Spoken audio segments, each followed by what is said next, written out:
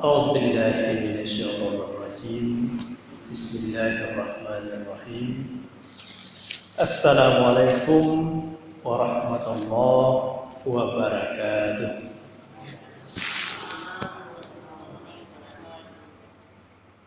الحمد لله رب العالمين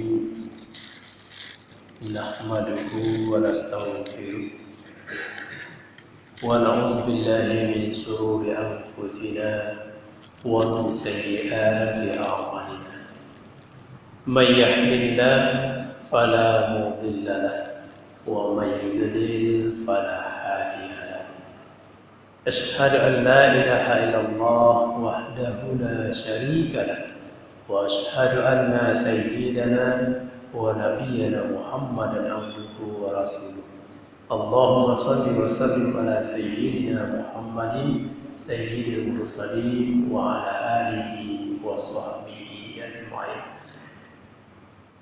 Yang sama-sama kita hormati Bapak Ibu pengurus masjid, selanjutnya al-ustaz kita dan imam kita, guru dari anak-anak kita, selanjutnya bapak-bapak dan ibu-ibu jamaah maghrib yang dimuliakan Allah. Pada malam hari itu kita akan melanjutkan pembahasan di minggu yang kemarin. Bapak dan Ibu yang dimuliakan Allah, jadi pembahasan kita minggu di bulan kemarin itu pembahasan tentang aqidatul Islam. Ibu, aqidatul Islam diambilkan pertama dari kitab Jawahirul Kalamiyah, kitab dasar pemahaman tauhid. Selanjutnya kita ambil dengan Kifayatul Awam. Selanjutnya kita sudah masuk kemarin pada pembahasan sifat Allah yang pertama, yaitu tentang adanya Allah. Adanya Allah tidak sama jo ado awak do. Ya Bu? Tidak sama jo adonya awak. Dan minggu kemarin kita sudah berikan sebuah gambaran bahwa kita tidak bisa menunjuk di mana keberadaan Allah, tapi bisa kita merasakannya.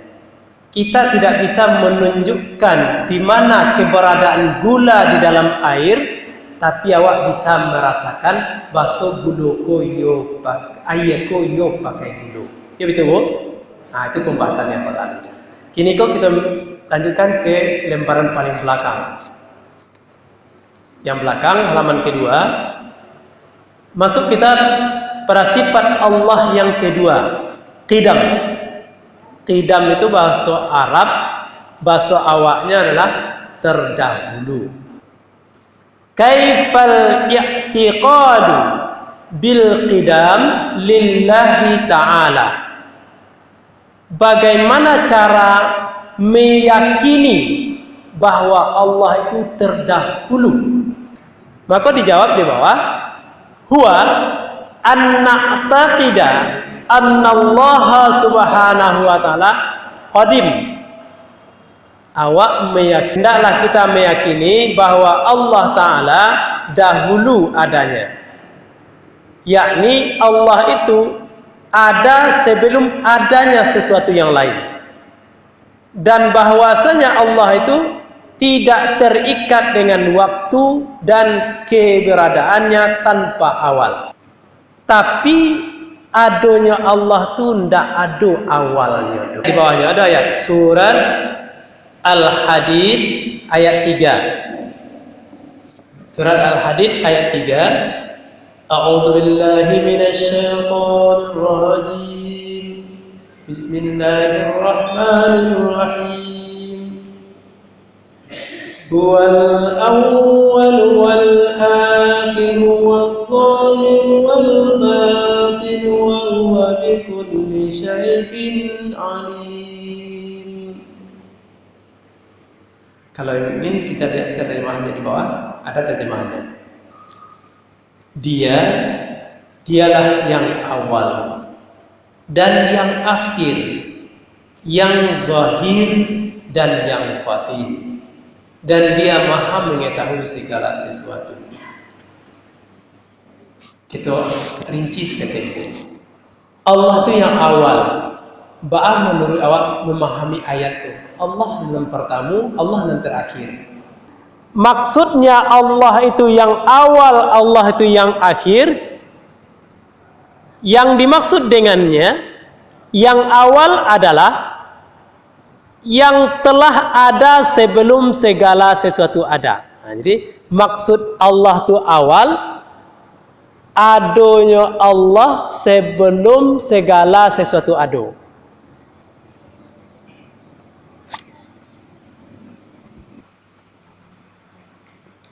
Coba cari lihat di situ. Situ ada. Memang agak ketek. Maksudnya Allah yang akhir adalah yang tetap ada setelah segala sesuatu musnah. Itu maksudnya yang akhir tu. Jangan terbayang lo dakwah biko Allah tu yang akhir tu lah hancur sadonyo, Allah yang terakhir. Bukan itu maksudnya. Tapi yang dimaksud dengan Allah tu yang akhir, setelah hancur dan musnahnya alam semesta, Allah tetap ada. Itu maksudnya yang akhir itu. Bukan terakhir hancurnya, enggak. Tapi Allah tu tetap ada. Jadi lah mati bana awak besok bu, awak lah mati, hari lah kiamat, dunia lah hancur, maka Allah tetap ada. Antara zahir dan batin tu berlawanan enggak bu? Nan nampak jangan ndak nampak. Allah nan nampak, Allah lo nan ndak nampak. Ya bu? Maka dilihat di dalam. Supaya jangan bingung kita memahami ayat, maka perlu melihat bukan terjemahannya, tapi tafsirannya. Kalau tafsirannya dijelaskan Allah tu yang zahir, artinya yang nyata adanya. Karena banyak buktinya. Dikatakan Allah tu yang zahir karena nyatu adanya Allah tu. Banyak tonya adanya Allah, apakah Allah kau nampak? Enggak. Tapi buktinya lah banyak ciptaannya. Tandanya Allah tu ada. Berarti nyatu. Jadi Bapak dan Ibu, maksudnya zahir itu jangan terbayang mereka dia. Allah tu yang zahir tu apa maksudnya nek? Apakah Allah tu nampak nek? Bukan itu maksudnya. Bukan Allah tu nampak, tapi adanya Allah tu terbukti adanya. Buktinya, kau cari lah banyak ciptaan Allah Subhanahu Wa Taala. Lah banyak nan ado nan tak mungkin menurut awak. Bapak dan Ibu yang dimuliakan Allah. Jadi itu yang dimaksud dengan yang zahir. Allah itu yang zahir. Kalau Allah yang batin, yang dimaksud dengan Allah yang batin adalah yang tak dapat digambarkan zatnya. Itu yang dikatakan dulu. Jangan dibayang-bayangkan bentuk Allah. Ketika salat Allahu Akbar, atau bayang dia Allah ku berada di muka. Itu yang tak boleh. Huwa an na'taqida anna Allah Ta'ala baqin. Dianya adalah bahwa kita meyakini bahwa Allah Subhanahu Wa Ta'ala itu kekal. Itu harus dalam keyakinan waktu. Allah tu dah hancur dulu. Lah hancur besok bumi segalanya. Allah tu tak hancur. Allah tu kekal. Tidak musnah. Kalau awak tu musnah ke mana? Kalau awak tu dimasuk ke dalam tanah, gak sabulan gali balik tanah tu. Bagi kira. Lain kemudian aja. Tidak. Wa mukhalafatuhu lil hawadis. Kau yang terakhir pembahasan itu pada mukhalafatuhu lil hawadis.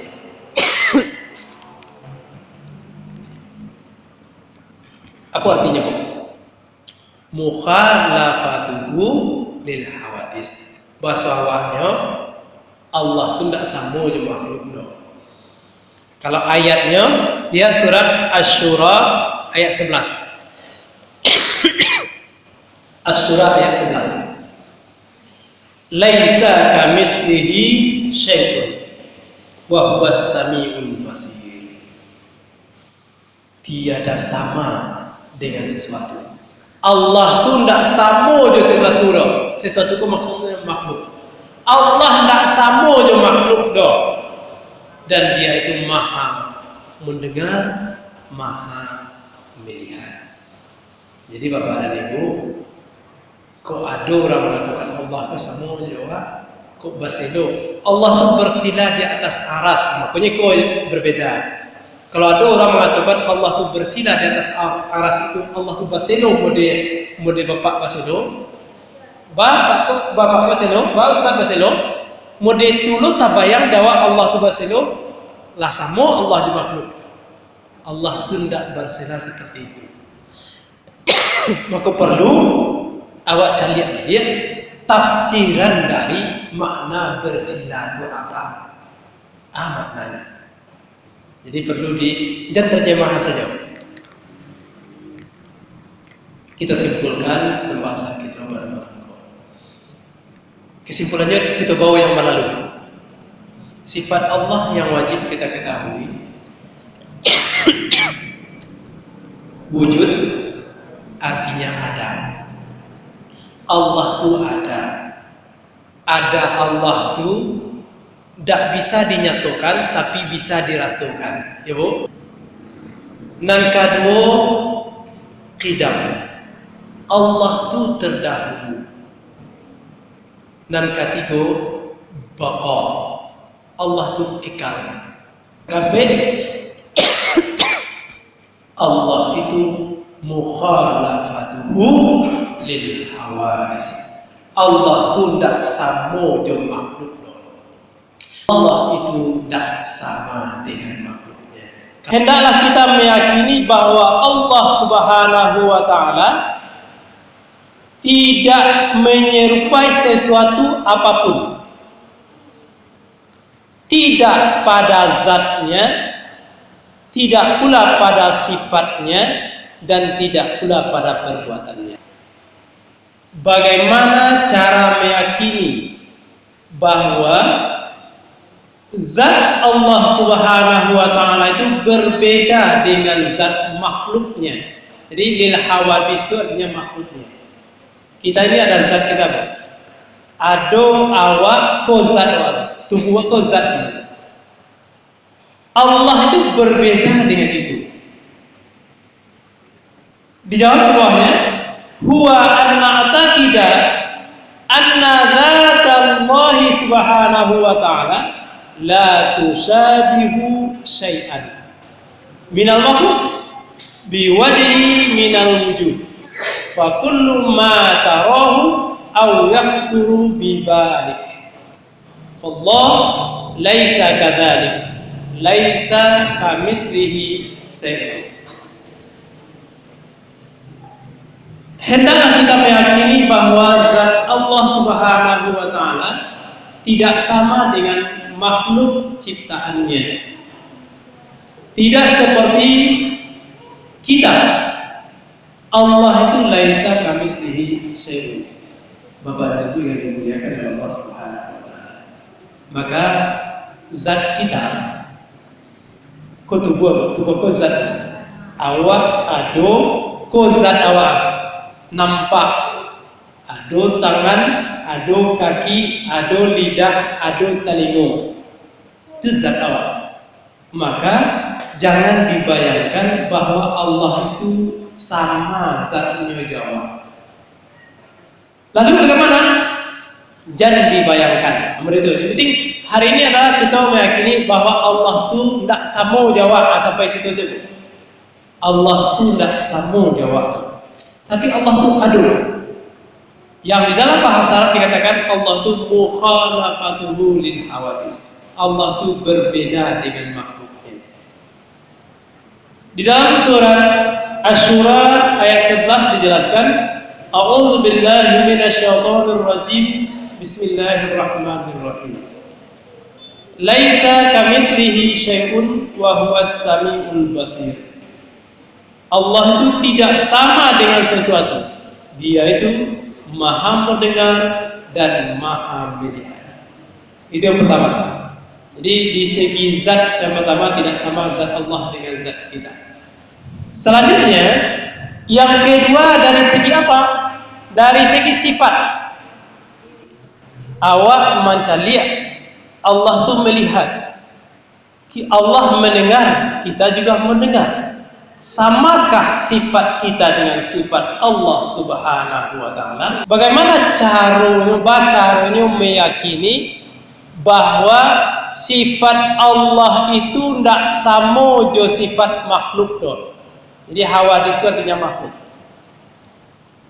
Dijelaskan huwa anna taqida anna ilmu Allah taala la yushabihu ilmana.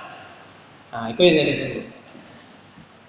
Dianya adalah bahwa kita meyakini bahwa ilmu Allah Subhanahu wa taala tidak menyerupai ilmu kita.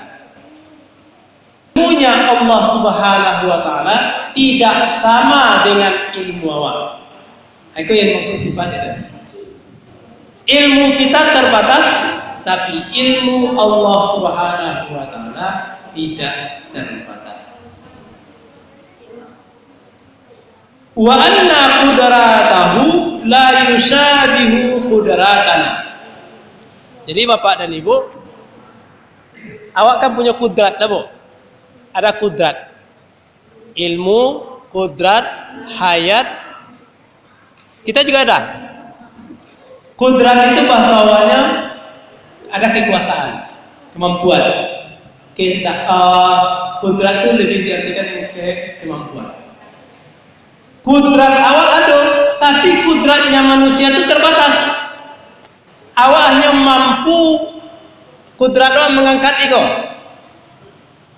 Maka kudratnya Allah Subhanahu wa taala tidak terbatas. Dia bisa sanggup melakukan apapun yang tidak sanggup manusia. Nah, ini yang dimaksud bahwa sifat Allah itu tidak sama dengan sifat manusia. Dari sifat ilmu tidak sama, kudrat pun tidak sama, walaupun sama-sama memiliki kudrat. Selanjutnya iradah. Anna iradatahu la yushabihu iradatana.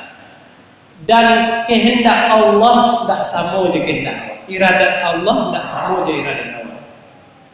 Kalau kehendak awak, Bu, setiap kehendak awak lain langsung berlaku. Tidak ada. Tidak. Kadang awak berkehendak A, tapi B yang diberikan Allah. Itu artinya iradat Allah itu tidak sama je iradat awak. Kehendak Allah tidak sama je kehendak awak. Kalau kehendak Allah, kalau Allah berkehendak langsung jadi. Kalau awak berkehendak, tidak bisa langsung jadi.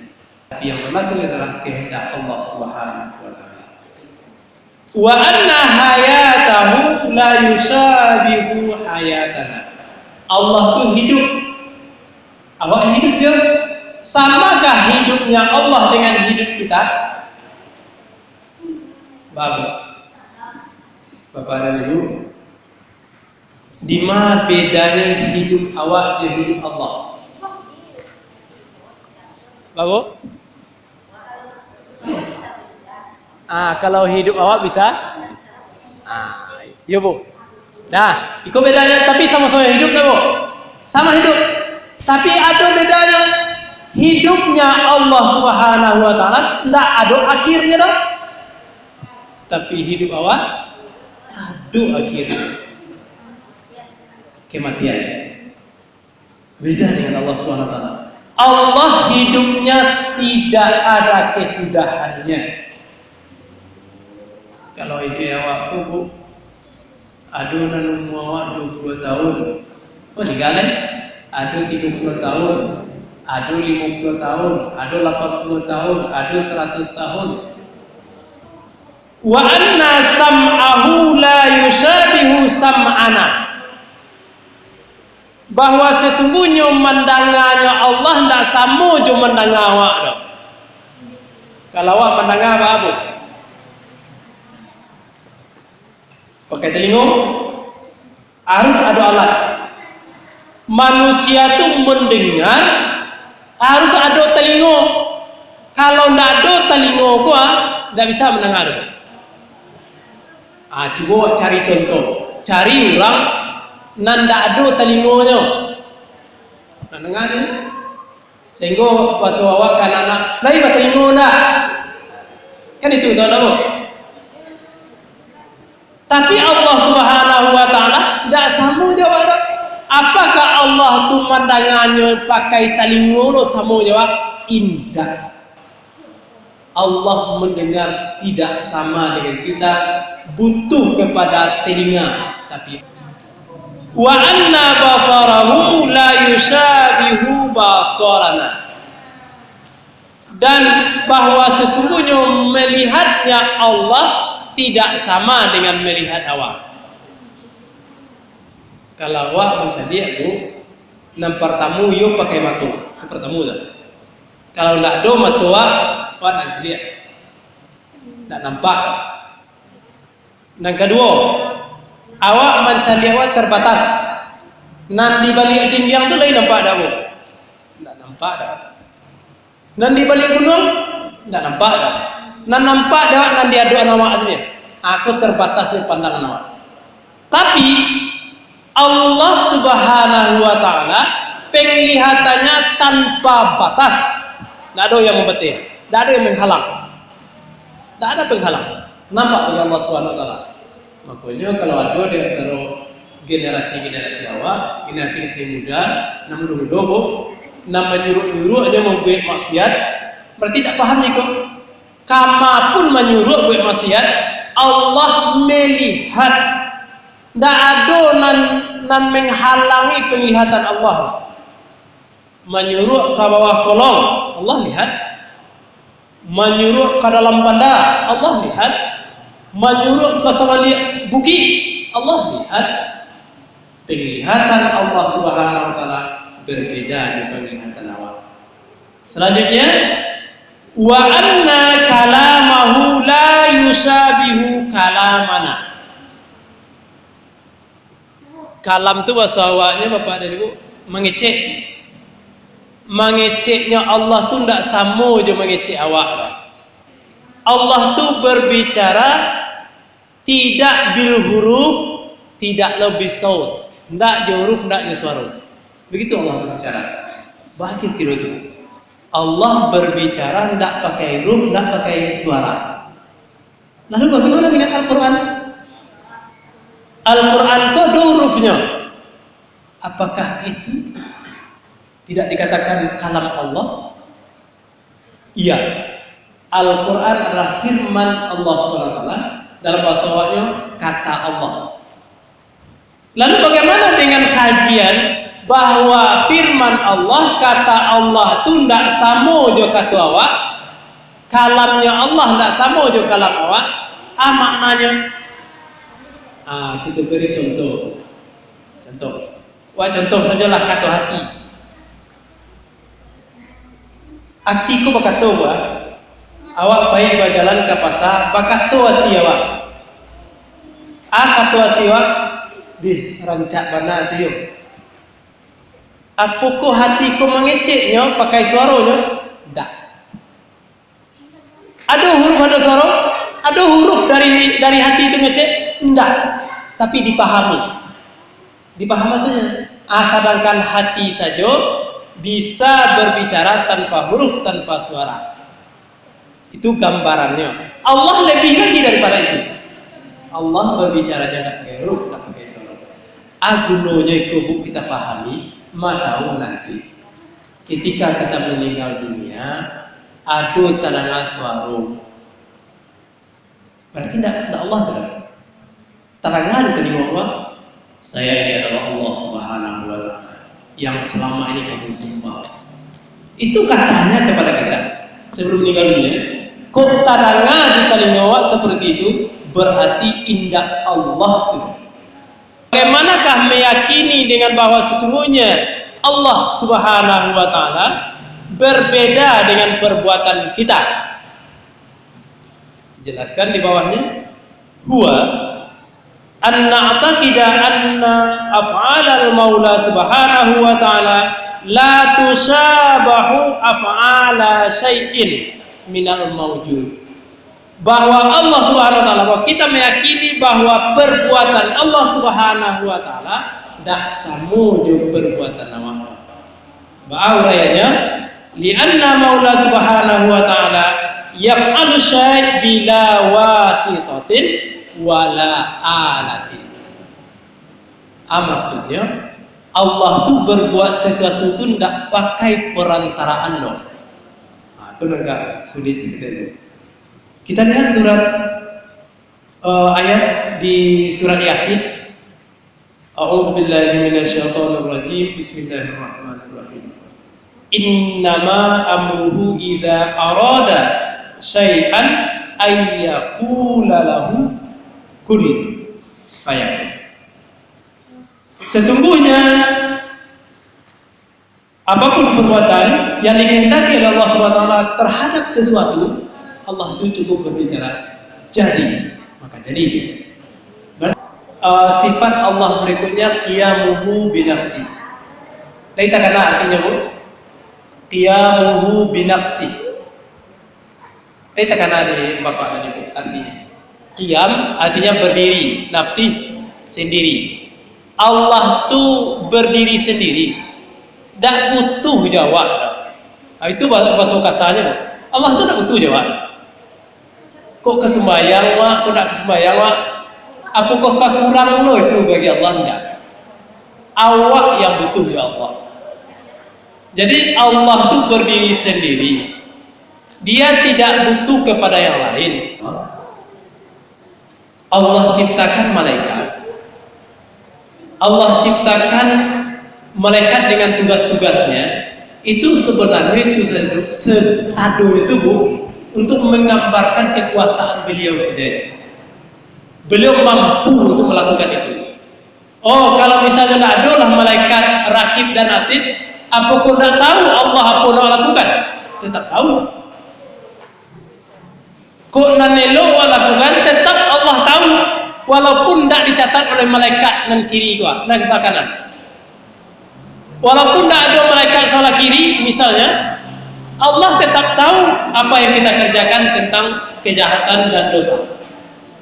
Tapi bahwa Allah ciptakan juga malaikat rakib dan atid, itu sebenarnya untuk menampakkan kekuasaan beliau saja.